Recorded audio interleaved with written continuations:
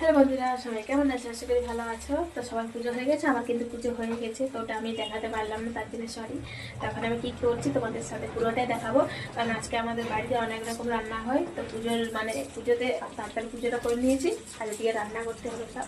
তো দেখো এখানে কিন্তু আমি মাছ ভাজছি, মাছগুলো অনেকগুলোই ভেজেছে, আমি এই কটা ভাজা করছি, মাছ ভাজছি দেখো, কড়াইতে দেওয়া আছে। আর এগুলো এখন রান্না হবে, এগুলো খাওয়ার জন্য।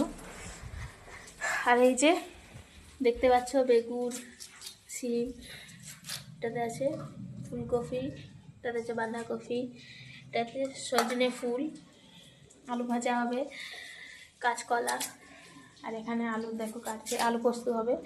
তো দেখতে পাচ্ছ কি অবস্থা, কারণ আজকে হবে, আর এগুলো আজকে রান্না হবে আর কালকে খেতে হয়।